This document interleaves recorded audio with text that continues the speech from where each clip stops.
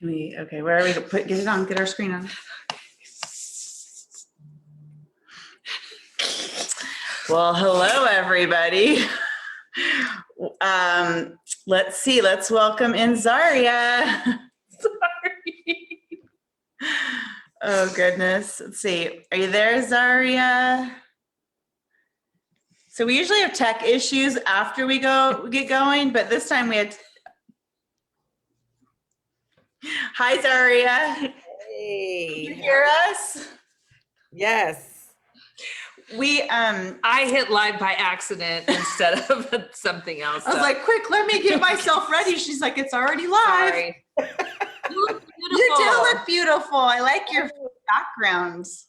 Thanks. Thank you. It's good to see you both. Good to see you. Welcome to our end of the year Freedom Exchange. We're so glad to have you.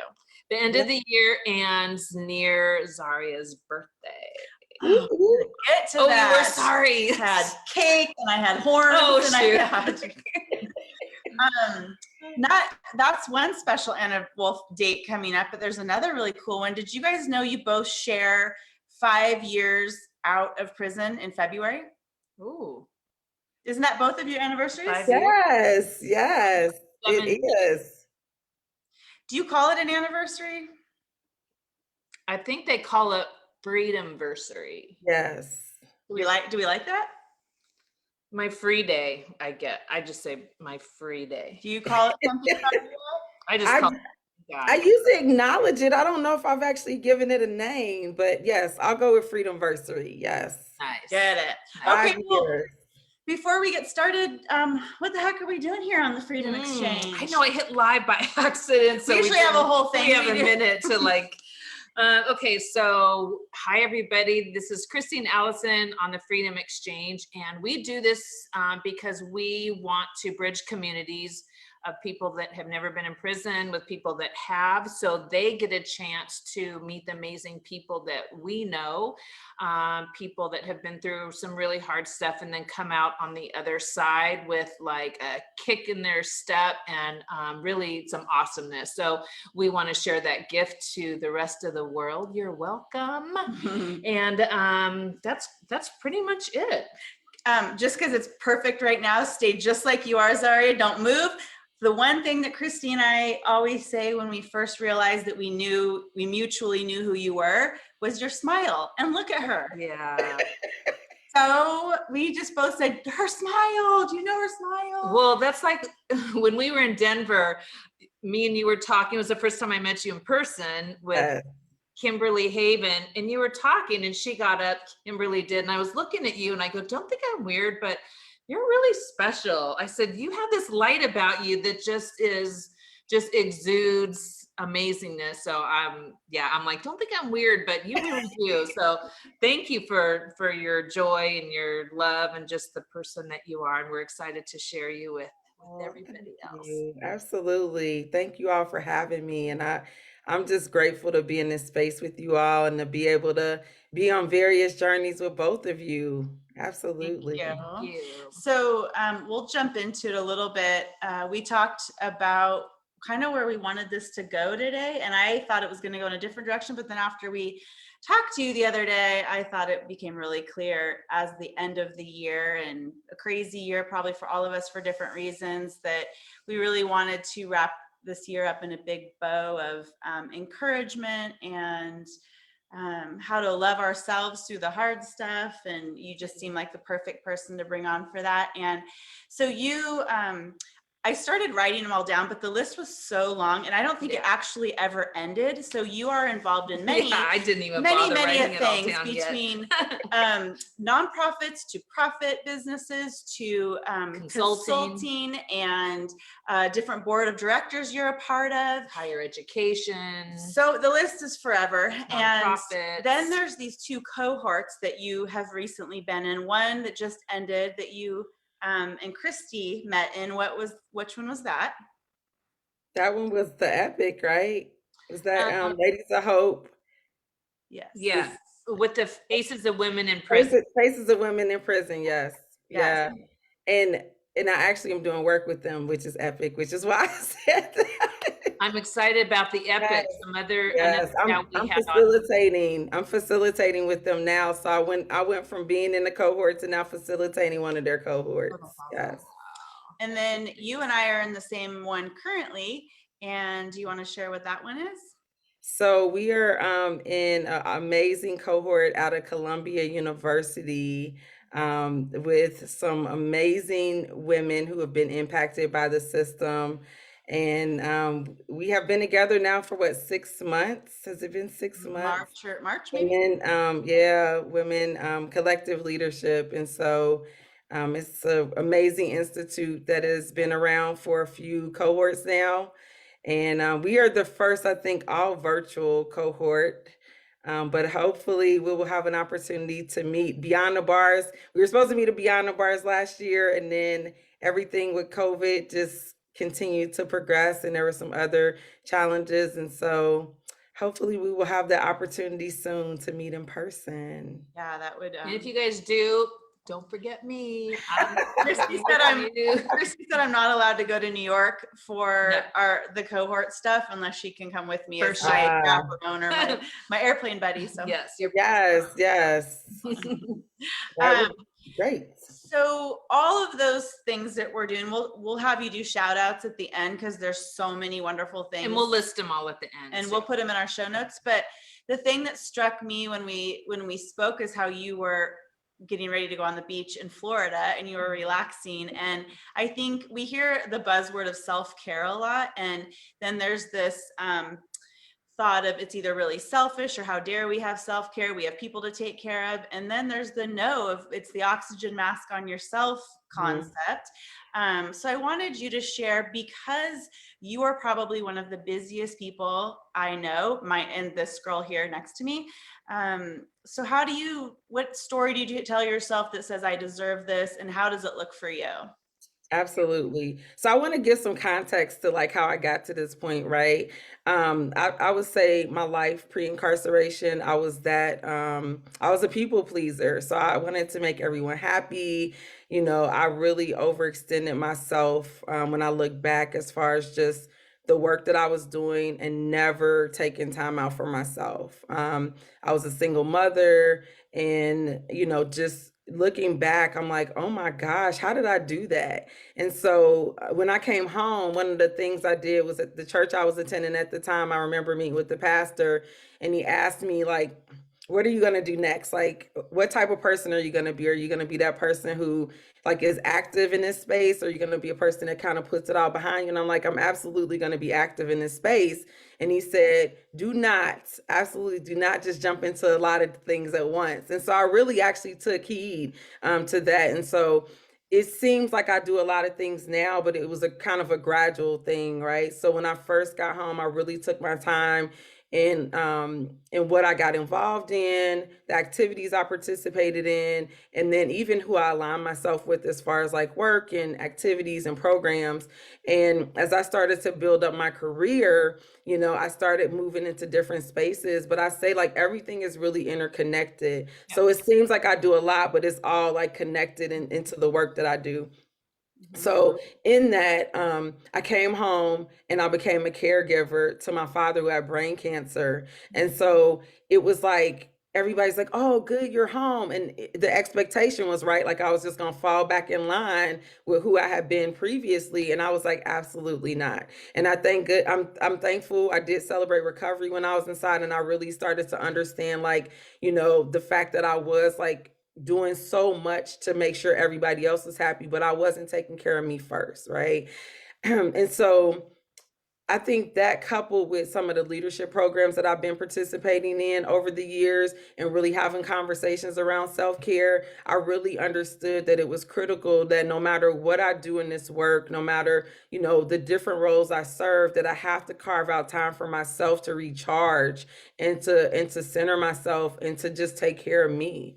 And so that's what I've built in. And I know people do different things. Like, I know people that may like take a day off, right? And there may be other people that like have an activity that they do. So I have like really set things that I have in place. Like today, like, and anybody that knows me, like every Sunday, if I'm home, I'm hiking, right? Like every Sunday I go hiking and I'm just in nature and just taking it in and just embracing that, right? And so I had to learn to say no to people, and I had to be comfortable with saying no. And then I had to really figure out what I enjoy, because I had been doing things for everybody else's pleasure and enjoyment for so long that I realized that I did not even know what I like to do. For And sure. so in that, that's how I really build out my self-care regimen, and really, and I stick to it, right? Like I make sure that I'm up 7:30, well, 7 o'clock, 6 sometimes, depending on where I have to drive, to be at hiking at 7:30 on a Sunday morning. And I know it's a Sunday and people are like, you can sleep in, but I'm like, it's nothing like recharging and being in nature and just being with the creator and being in that space, right? So for me, I had to really look at what had held me back before. And I tell you, like, even if you have never been to prison, there are so many people that can identify, but so many women that I met inside were other people pleasers, right? Like they were there because they were trying to make everybody in their life happy. They were trying to do everything for everybody else. And so I think that once you can overcome that barrier and really make that time for yourself and value yourself, and like understand the importance of just taking care of you first. You can't, like you said, the oxygen mask, that's the best example. Like you cannot take care of other people if you're not in a good space yourself. And so I have really been able to build that into like the work that I do and into my schedule and into my lifestyle. And it was funny, like about 2 years ago, I'm a part of the All of Us or None chapter here in Cincinnati, and they asked me to talk about self-care. And I said, I have to actually be doing self-care if I'm going to talk to people about self-care. Like there's no way I'm going to go into a space and encourage people to do self-care routines if I don't do it myself, right? And so I've just been sticking with it ever since. That's so awesome. We just talked about this today on our way to church. Yeah. Today we went to church this morning with my daughter who's home from college. That's nice. And I was saying, because Chrissy always jokes that she's a drop and go. Like if you go to her house, it's like what she did this morning was dropped and now she grabbed the next thing and left and It's dropped ridiculous. it there. I'm so over myself. And so I said, do you think you have FOMO? Do you think this is that you just don't want to miss out on any of the fun or the Fear of cool missing things out. going on, or learning something new, meeting somebody new, a new opportunity? Because she's so good about saying yes to everything, but then also she barely sleeps. So, and then you said when you've been in prison, you say it. Well, for me, I feel like I have this amazing opportunity as a person that doesn't people please so much anymore, who that can that gets to do all these great things in a body that is awake, in a body that is aware and excited and super joyful. So the things that I get to do, it's not like, oh gosh, I have to do this or I should, maybe a little bit here and there, but I feel like, wow, when you're locked up in a way and you call home or you call someone and they're saying all the things they're doing, and your heart just like is in pain a little bit from it. And so now it's like, wow, I'm joyful all the time, no matter where I am. And even church today was all about joy, which was, it's great. So I'm always doing stuff because I'm excited and I don't want to miss out. Okay, yes, I have FOMO. I admit it. Leave me alone. And then you always say, who asked you? I always say, who asked you? Who asked you? Can you relate to that at all? I think that I would say actually in my former life, I actually think I have a good balance at this point. And it seems like I do a lot. I know it does. Like people are like, you're always all over the place. But everything is very strategic. Like I'm very strategic in what I do now. And I think that's what makes the difference. And believe it or not, I am so okay with telling people no. And the other thing that I do is I really believe in collective leadership. So that's like building and pouring into other leaders. So when there's something that a person approaches me about, if it's not within my wheelhouse, I'm not going to do it. I'm going to connect them with somebody that can. somebody that may be passionate about that or aligned with that. Excuse me. Love- So, Yeah. so I think that that's what's helped me, because before I would just try to do it all, right? Like I'll be like, oh, you need that? Okay. You need this? Okay.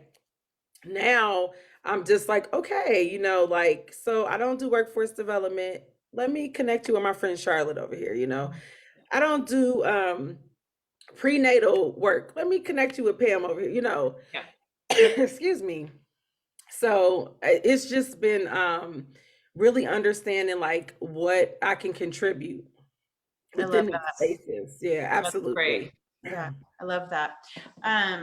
Switching gears just a little bit, just to give a little more context to who you are, because there was another correlation between you and Christy, actually. Can you just describe a little bit about like what your home life was like, and then how you ended up in federal prison?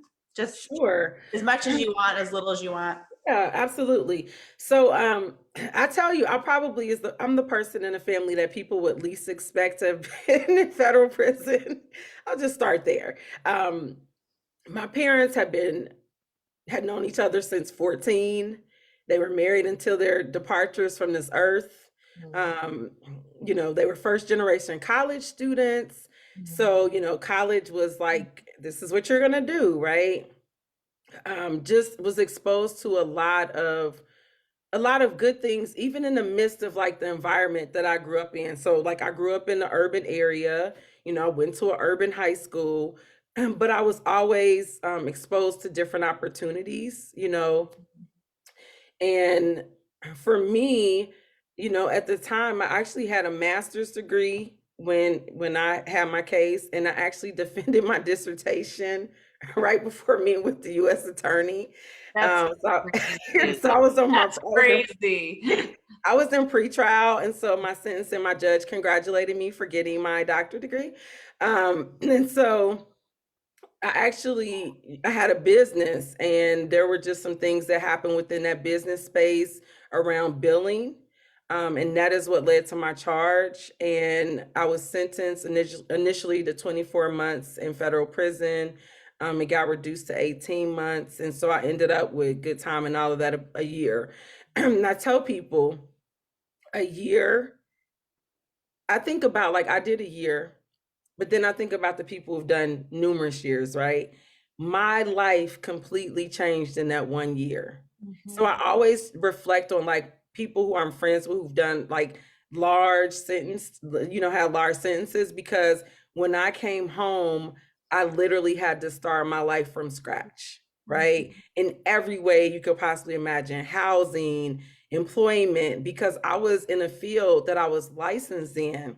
So I had to literally start a whole new profession, right? Because I couldn't go back into my field the way I had previously worked in that field.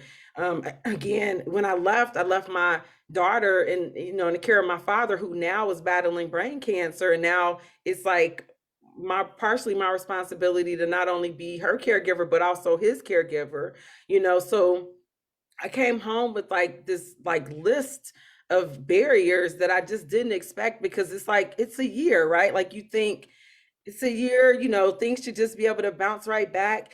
And it just didn't. There were so many challenges, because I didn't understand what life would be like living with a felony conviction, right? Like I didn't understand the barriers that I would face. And so I had to kind of make adjustments in my life as a result of that, and understand that this is like my new normal, or at least until I can get my freedom papers, as I always say, which is by way of a pardon from our You'll president. get that for sure. You will. But but I just had to.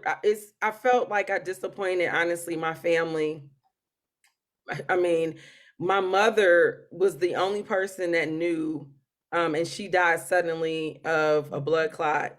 And so then I had to then tell my entire family what was going on in the midst of like the loss of my mother.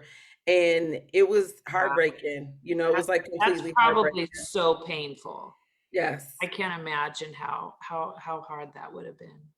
Absolutely, absolutely. And then, I think that transition of like, just leaving my daughter, who it's just been like the two of us, and just all of those things. And so I tell people, like, I can't even tell you like how grateful and how blessed I feel every day, to be where I am at this point, right? And to see the other side of like redemption and second chances and grace and mercy, and like how that has shown up in my life as a result of this experience. Mm, That's It's a lot. beautiful. Yeah, that is a lot. Wow. Yeah, and then just for, like you said, in 1 year, just think, I think about the people that have been gone for 10 years. And then so you multiply all that with by 10, and how, you've grown in different ways. A lot of people come out and don't have support. And yeah, it's a lot. It's a lot. And then I think about a lot of our guests have served just shy of 20 years. A lot of them have, because they were late teens when they did the thing, and now they're in their 40s, and they're Adults. They're now. adults. They've grown out of it. They hadn't had the chance to start their family yet. Some of them are starting their families now. And I wanted to see too, your case had a lot of people on there, right? Oh yeah. It was a huge. Yeah, it was a pretty big case. Like I don't think I will ever know all the people that were involved, but it was a Medicaid case out of Carolina. And so yeah, it was a pretty big case, and there were a lot of moving parts. Some I became aware of, and some I still honestly don't know a lot about, but a lot of people connected to a lot of people connected to people kind of thing. And that's how you got hooked up with it, was from conspiracy, from Yes. understanding. Yeah. A lot of I people mean, don't that's really such a understand conspiracy, how yeah, I it's was like gonna one say person can just tell on somebody, and with no proof. with no proof, just tell, Mhm. just to get a shorter sentence. for them Yeah, to- conspiracy is a hot thing, like I did a poll when I was in prison because that's how my brain I was works. gonna say, of course you did. Do you have an Excel sheet too, probably? In I blood. actually did surveys too, but that's a whole nother story. But when I was polling the women I was inside, like the majority of the women I polled were there for some kind of conspiracy charge. And I was just like, wow, this is like, I worked in, our CDR, which is like our cafeteria, and like 90% of the people I worked with in that space had conspiracy charges. So, which Prisons are means, filled with people. yeah, which is not like you get in trouble, they find a You're bunch caught of with, evidence. You're caught with the thing. Yeah, and then you go to prison. It's more like, well, he said this and she said this. I know with even The my known. yeah, The and my known. attorney's like, you better tell her you're going to get 20 years. I'm like, what are you even talking about when you haven't been involved in the system? You think that's insane. And so, Mhm. yeah, and then if you don't tell, then and someone else does, then you're the one that's going to get the 20 years. But then do you want to tell and give someone else the 20 years? It's crazy. It's Yeah, really it is. It is. And it's so crazy for me because I have my own business. So I wasn't like partnered with anybody or anything, but yet I was being lumped in with other people. And I'm like, I don't even know who these people are, and people are like, who's that person? I'm like, I don't know. I'm a sole proprietor. I don't know anybody else that owns their own businesses or, so yeah, it's a mess. Like I think it's that scary. it is. I mean, but that's why I do the work that I do, You right? Like, do, yeah. I mean, because it needs to change. These policies are so, I mean, they're so punitive. And I mean, it is just feeding into, I mean, it's feeding into what we are experiencing, which is mass incarceration. The numbers are just so high, and it doesn't make sense that you're removing all these people from their families, from their communities. Like there has to be other options, restorative practices that we can use in our community to address these things instead of just locking everybody up. Can you, just because you said the word, talk about restorative Yeah. justice? It's one of the things, once I started learning about it and hearing about different ways that plays out, my heart just attached to it so much. And I don't know that, so a lot of our viewers have not been incarcerated. A lot of our viewers on the Freedom Exchange are learning along with me and you even on a lot of things. So just because you said it, I'm going to ask you if you would just share more about what that looks like. Yeah, so restorative justice is really a practice that actually was started. I like to share this. Like, there are other communities, like the indigenous community here, actually they use restorative justice practices before the United States of America's system was actually put in place. And so it takes on so many different shapes or forms, but it can look like both parties coming together, right? And actually having an opportunity to like talk and be able to heal from the Yes. situation and to discuss like what they want the outcome to be in this space, because our current system is not set up to really support the victims, right? The quote unquote victims, or the people that have been charged, which are oftentimes victims themselves. Like that's the reality, right?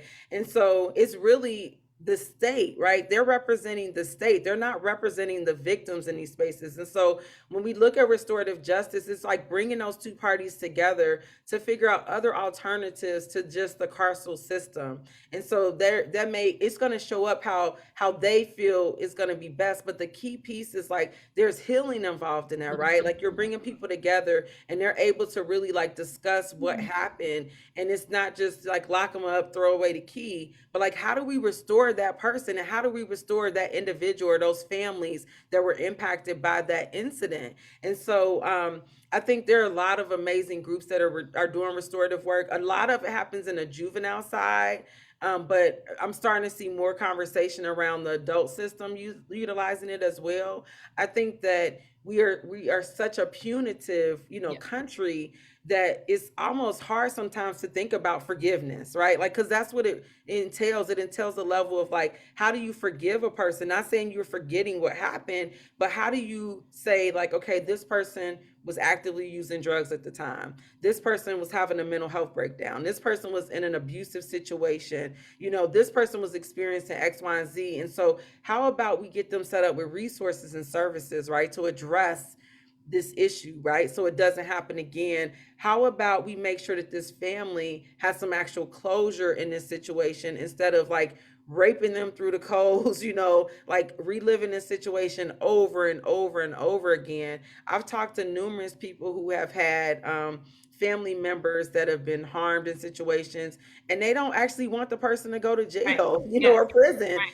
They actually want them to get help, but the problem is the system doesn't listen to really what the families want, right? They want to prosecute because that's what they benefit from, those numbers of how many prosecutions did we have this year, how many people did we send to prison, so I think that if we start looking at some of the other cultures, right, and how they address harm and how they address conflict, and thinking of it from a perspective like how do we heal as a community in these spaces, I think that is really like a base of like the restorative practices. And in some places it's like the families coming together. In some places, it's like having a mediator. So it just depends on how it's set up. But it's a beautiful practice that I wish that we saw more of in this country, because I think we would just be in a better place where we're not worried about recidivism and these other words, right, of people going back and violating,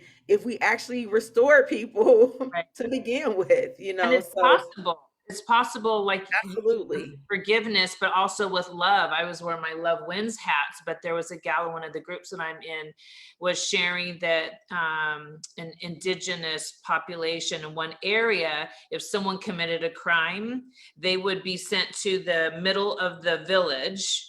And for 3 days, it would be like right in the middle. And for 3 days, everybody that lives there would come up to them and tell them what they love about them for 3 days straight. That's all they did. Here's what I love about you. I mean, the whole village, and it. Gosh, could you imagine? Right. Wow. Here's what I love about you. And, I don't know what the percentage of, the rate that they would commit another crime, but I would venture to guess it would be quite low, because exactly like you said, that people, including myself, that have committed a crime, it's not because, I'm a bad person. There's other extenuating circumstances. A lot of times trauma. That's the one thing I noticed. Feel the hair? Sorry.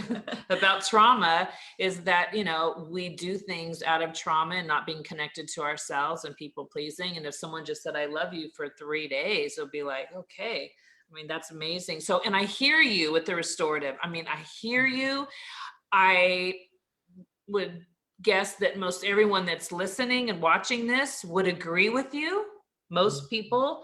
How do we get it there? The right people to the people that change I things. know, and the people that are involved in the prisons and stuff. I mean, it's pretty shocking when you are sentenced and then you go to the prison and then you are cut off.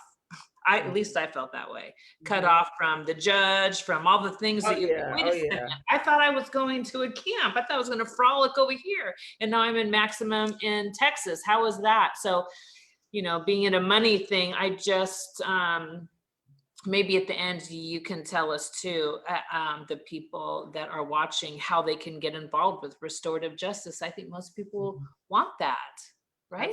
Absolutely. Yeah, there's some amazing organizations out there doing the work for sure. So I can definitely share that information. Yeah, I mean, I think that there are like two kind of camps that are out there. There's the restorative, and then there's more like the transformational type of work where it's like before people even get to that point, right, of like committing crimes and doing harm, like how can we invest in communities, right, to make sure that people have what they need and the resources and services, and that people aren't impoverished and feel like they have to go steal or whatever it may be, right, in order to live, right? Like we have a huge gap when we're talking about, socioeconomics in this country. And so a lot of times, the one thing I learned in my former position is that, a lot of these times that people are committing, quote unquote crimes is really like survival types of, issues that are happening. Like, they don't have food to eat, on their table. They can't pay their rent, and so and now I feel like the disparity is even growing even more, right? With everything that's going on right now with the pandemic and employment, and there's so many disparities, so many people are being displaced. And it's like, people are saying like crime is increasing and, oh, we need to be tough on crime. No, we need to actually put services in place to help people so that they aren't on the street committing crimes to begin with, So I just think that all of that comes from having a more restorative lens, right? And seeing the humanity in people. And I'll tell you, like everything, I'm in seminary. And a lot of my feelings and beliefs are grounded in scripture. And, God called us to do justice, right? And that doesn't just mean like fight the power justice. That means making sure that like the poor are taken care of. Like people should not be impoverished. Like people should not be starving. Like this earth was created for us to be able to live off of. And so what we've had is that people have capitalized and they're like, we're going to have this food and now you have to pay us for it, right? But we're supposed to be able to live off of this land and be able to, take care of ourselves in a way. And so I think that we have done a disservice as a society to one another with, capitalism and how things are structured in this country, where it's like, if you don't have the right money, the right resources, then you're just out of luck. And so you can't have adequate education. You can't have, a healthy meal. You got to eat hot Cheetos, right? Instead of actual vegetables and things like that. You don't have access to healthcare. So many people come home after incarceration that need mental health services and don't get them because they don't have the resources to get it. And so they go living in that trauma and sitting in it for years, like years and years and years. And so I'm in the process of, fighting to get my social work license back because I'm so heartbroken at the number of people that I have met, like not just immediately out, but I mean, they could be 5, 6 years out and they just completely break down. Like they have been holding it in for so long and they just don't have an opportunity. There's no healing in the transition home. There's no healing at any point in this process. And No, they're not so, being inside either. right. Oh yeah. Yeah. Not from beginning to end. There's no healing at But the all. public thinks there is, I know a lot of the public thinks, well, they're inside, they can go to counselors and they can go to school and they could do all these things. I'm like, I don't know what you were thinking about, but that's not mine. No, it's not. And my colleague and I, we actually, when we first got home, we actually would share our stories like at different events because people would say that and we're like, no. Like where I was at, they had a CD player in a corner of a room and you could put a CD in and that was counseling. Yeah. You know what I mean? I'm like, and my background is therapy, right? So I know what actual counseling is. And I'm like, You're like, yeah, that's no. TV in the corner of the room. That's not counseling, Can I you just imagine? It's almost the opposite. That's more traumatic to Mm. say that's what you're worth. Well, exactly. because you know that it doesn't sit right in you that actually is like that's not the thing that's going to help you, but then they're giving that to you, and that probably makes you feel Even even worse. worse Yeah. and smaller and voiceless, and your integrity, all the things, your dignity. Absolutely. Mm. Absolutely. I was curious.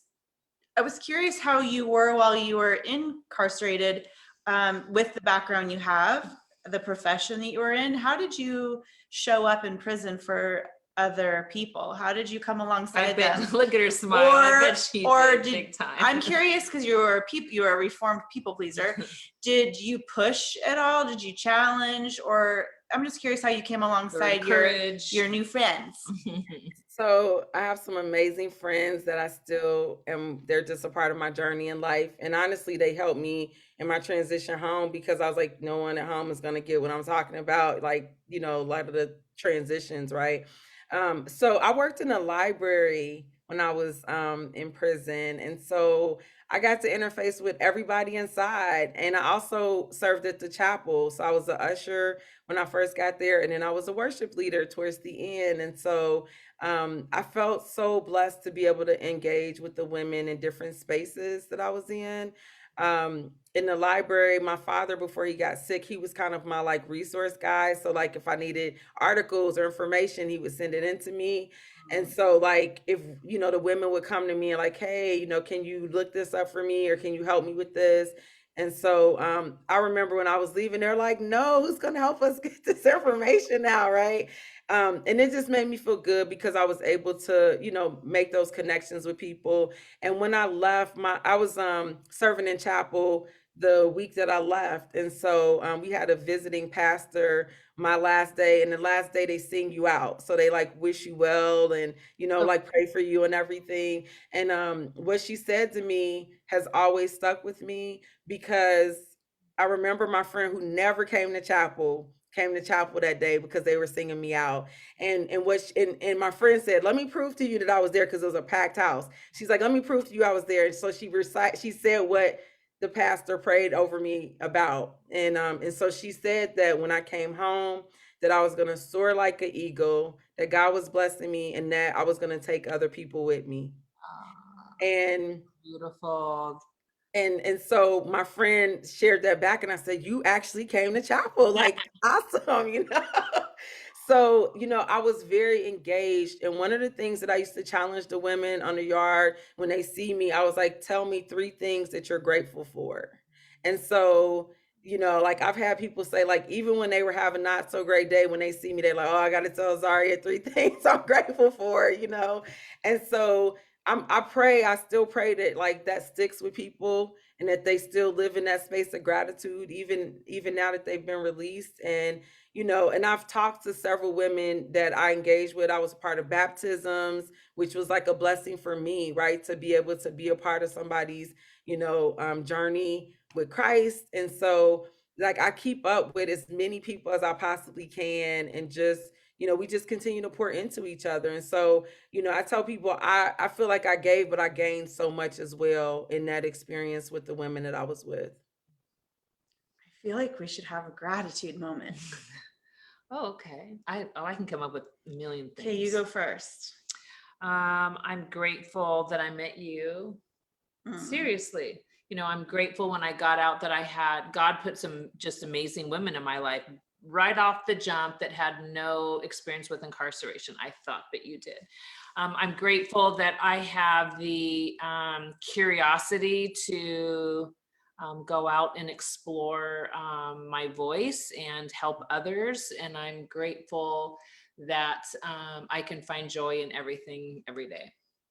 How's that? That's good. I'm gonna go because then I want Zaria to give like really great ones, like really great ones. I too. Wait, this is kind of like we're in the yard, we're on the bench looking at all the people. Oh, Like, God. what are you grateful for? Absolutely. I was there, but I was in the family waiting. You were in the I family was in the waiting room, family and I didn't waiting know room that. for my dad. Hmm. I'm grateful that I met you too. I'm also grateful for when you hit bottom, sometimes if you're lucky, all the crap breaks off of you that needed to break off of you. So I'm super grateful that I have the freedom in my life right now after going to a really low place of like, I can be my whole self, and the right people cling to that and the other people fall off, and that's okay. And it's, I mean, some of it's a little bit grieving, but it's okay. I'm still free and have peace about that. So it doesn't need to always be prison. It's just hard stuff. Yeah, absolutely. I'm grateful that I have 3 young adult children, and I love my relationship with each one of them so much. And so that's a huge thing. You never know, as your children start to find their own voice and their own selves, like, will we still connect? And I'm really, really. And your healing is helping them heal, which I love. I just love, that. And then I'm grateful that God gave me a sense of deep curiosity and willingness to jump off cliffs and try new things. And I'm starting another business soon. So I'm really, that's because I was just born with some grit, I think. And then I developed some along the way, but that's what I'm grateful for. Zaria's turn.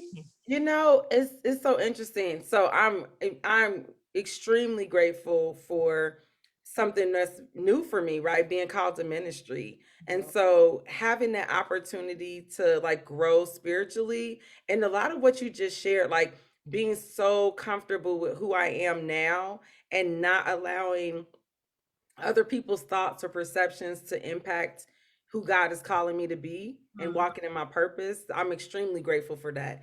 I did my first sermon last Sunday publicly. Oh, you did? Yeah, and I was somewhere that we can watch it. Yeah, I'll make sure I share the link. I'll make sure I share the link. And I did mention, my incarceration in there, and just, just the message of, just that God can use situations and really call us into a space that we never thought about, right? The hard places, right? We can be in really hard, difficult places, and it can launch us into spaces we never thought of. And I felt like my incarceration, and this is one of those blessings, right? Like in the midst of all of that, I was still called to be in this space, to be here with you all, like right now, and to be a voice in a lot of spaces where we don't often have a voice.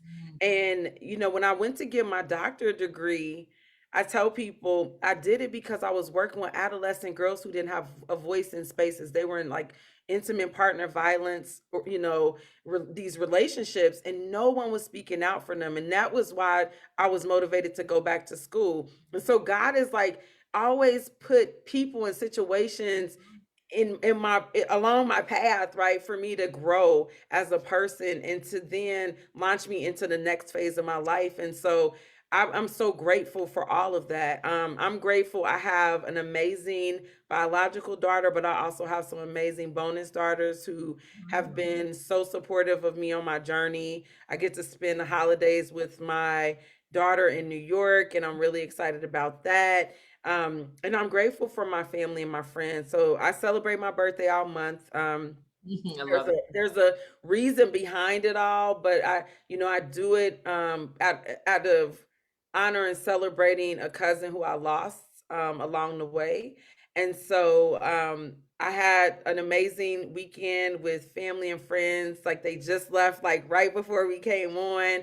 And I just felt so good. Like it was just such a blessing to be able to be surrounded by them. And I'm just grateful. I'm grateful for that. And so I'm always thanking God. I always Proverbs 3, 5, 6 every morning when I wake up, because I know God is like directing my path, and I don't always know what that looks like, but I wake up grateful for being in this space, being in the places, having the opportunity to share not just my experience, but like what we're talking about, like some of these things cross over. Like it doesn't have to be about just incarceration, right? It can be just life, having struggles in life. And so just being able to use my voice in different platforms to connect with people about issues that we all deal with in our life. And so that's where my gratitude sits on a daily basis, right?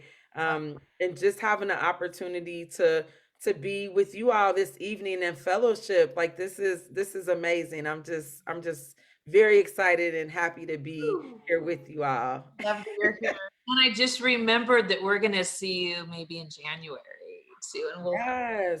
yes, in Portland. Yes, I will be in Portland. I have a 50 before 50 countdown that I'm doing for and so will be 50 next year. So I have a lot of areas to cover, but primarily out west. So Nice. Darn, good for us. Good for us. Good That's for us. awesome. Just one thing I want to add to what you said is that being expectant, like I love living it. in a space of being expectant. So that person you met, you might not think anything of them. You might not think they're going to contribute anything, you don't know, but to be expectant that they are, or that experience you have, you might think it's just what it is on the surface, but there's really more to it. There's more Always. connections. There's more that you're supposed to learn or see. I think Christy and I we talk about that a lot, walking through life, just always expectant for every experience is teaching us things and we're growing from it, even if that's not what it seems like it's supposed to be. Yeah, well, that's what I say, that I have like a front row popcorn eating seat of what the heck's gonna be happening, and I'm so excited. And you never know. Like you said, it could be something just mundane that turns out to be something great. So yeah, And I it's a noticed great way to live, it's to like- expect sorry. love and all that. That's okay.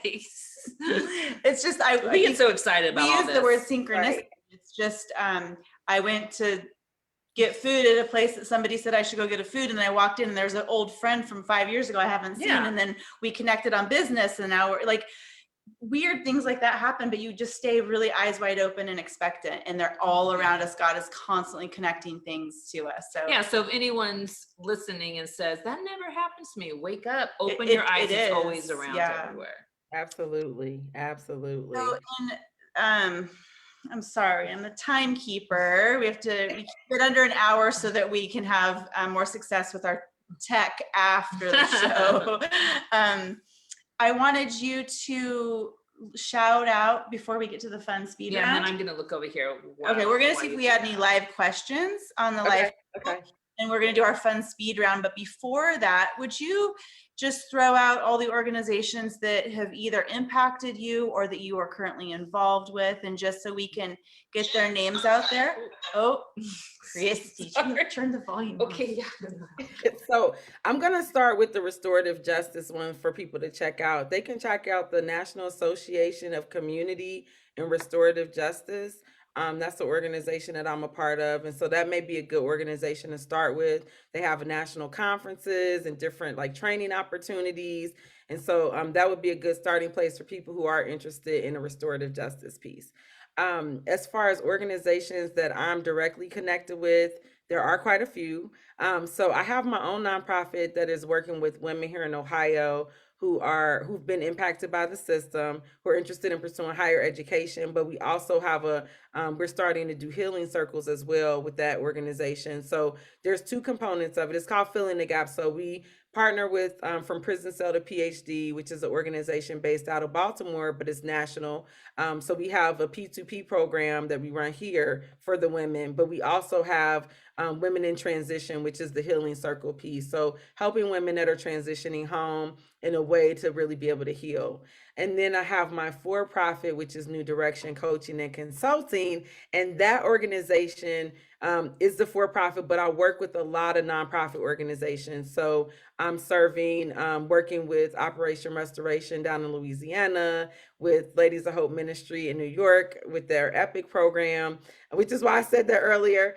Working with Dr. Stan Andrees From Prison Cell to PhD. I'm a facilitator with their P2P program.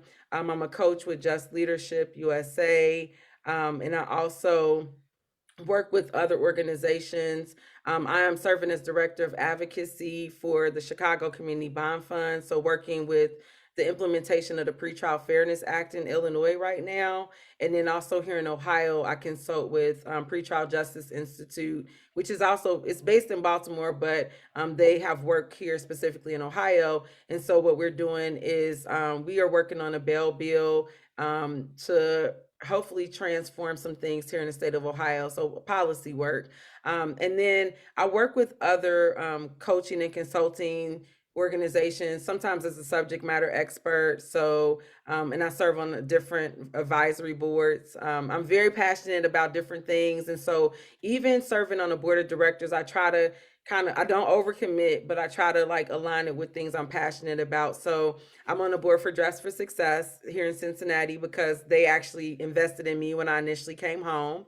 I'm also on the board for Ohio Justice and Policy Center, which is an amazing law firm here that has really been helping people. They have two programs. They work with people that are coming home. They do like expungement clinics, but they also have a really big program called Beyond the Guilt. And so it's not like, it's different than the Innocence Project, right? Because these are people who are like, yes, I did it, but I don't deserve to be in prison for the rest of my life, right? And so they have done some amazing work in that space. I'm also on the board for the Robert O'Neill Multicultural Art Center. My dad was an actor, and so I grew up in the theater, and I have a passion for the arts. And so my father and one of my best friends, our dads died the same year. And so this was like their dream. Like her dad at her wedding said, I know you all are going to do something together that's going to be powerful and wonderful. And this is it. And so I serve on that board because I want to preserve our father's legacies and the amazing work that they did to invest in community here in Cincinnati. And then I support my dear friend and colleague, Charlotte Garnes. I'm the chair of her board for Reinforce, which is a workforce development program based out of Savannah, Georgia. And I work with some amazing women with another group, including Kimberly, who you mentioned earlier. We have a coalition of women that are working together, and it's called Dignity Leadership Alliance. Pamela Wynn, Charlotte Garnes, Kimberly Haven, Christy Puckett Williams. And so just some amazing people doing some amazing work. And I just feel blessed to be a part of it. And so that's a lot. That's my like quick shout out. And there's a lot of groups that I haven't mentioned. I will also shout out my church, which is Beloved Community Church. My pastor and first lady they actually were the last ones to leave my house today and have just invested in me and my journey in seminary, which is Eden Theological Seminary. And it's based out of St. Louis and has been an amazing experience having their support as well as the support from the staff and community on campus as well. So those are my moving parts. I grow up. He does. And you say I do too much. Wow. It's not too much. It's not too much. She's got good balance, but it's all interconnected. And I understand how it is all interconnected, and a little of this, a little of that, and that's what makes you so well-rounded and have so many, great connections with people. I love it. It's beautiful. So, do you want to do our fun speed round? Yes, we have just a few minutes. We're going to ask you some fun, quick questions. Okay, yes, let's do it. One word answer. What was your favorite prison food? If you have nachos. Okay. Describe yourself in 3 words that you haven't said tonight, maybe. Ooh, yeah. Black. Nerdy. Are you nerdy? Yeah, she. Are you nerdy? Well, that's part of why we love I just think you're the cutest thing ever, but I guess cute people can be nerdy. The third word would be loving. Yes, I love it. Okay. On a scale of 1 to 10, how cool are you? I'm a 10. Yes, good. I'm a Capricorn too. I think that has something to do with it. Are you a morning or night person? Night person. We haven't had a night one for a while. Yeah, usually it's morning. You two can hang out. Okay, good. Let's see. If you could talk in your sleep, what would you say? I never understand that question. I would be fussing about some law probably needing to be changed. Oh yeah, I hear you. That's what you're talking about in your sleep. Let's see. What is your hidden talent? I'm learning to DJ. You're learning to DJ? Is that going to be in church when you're preaching and you're like, I just watched the thing. Want to go there. I just watched a thing on a DJ and I was like, that looks really, really interesting. Oh, I can't wait to get about that. Wait. Are you like Christy? She loves her like Southern gospel music. And then she's listening to like Drake and who else? All the stuff. All the bad words and really. Yes. You can balance them both. You can balance them both. And that's what's so great about being connected to yourself, because now it's okay to like both in front of everyone, and I don't care. I don't have to pretend I'm one way in front of one person. Exactly. Okay. And the last thing, do you prefer lemon or chocolate? Lemon. We'll make a note of that. So if we get to see you, Lemon bars. lemon bars. Oh, So she's like okay. the zippy, zesty girl. I got it. Notes, got it. noted. We've Lemon got that bars. memorized. Yes. Oh, girl, this was so fast. We get so That's lucky so that we have good. people like this on. I Thank you, love that we Zaria. have you on here because we've talked about you for a little while, Yeah. that we both have had connections with you on them, and this is really cool that we got to have you. Yeah, and one of the best things about going through something super hard is when you get out and you keep shame away and you do your God-given, talent, and don't be afraid, or be afraid and do it the hell anyway. Right, absolutely. And then you get to live a beautiful, rich, diverse life. And so thank you for doing that when you got out. I appreciate it. It's not for everybody, but it's great. You're an inspiration to me for sure. Can I ask one question? What's your big hope, big dream, big goal for 22? My big goal is to really build out my healing circle work. I really want to address the trauma that people are experiencing. The number of people I've had reach out to me looking for mental health therapists and that are in need of like just someone to talk to is just growing. And so I really want to figure out a strategy to be able to really be there for people to address those needs. So that is like my big, that's like a big goal for me for the coming year.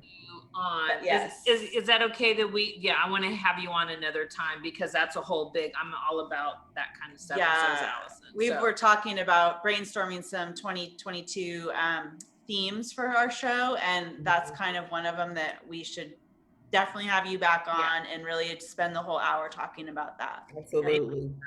Or maybe cool. in person. That'd be dope. Yeah, that would be cool.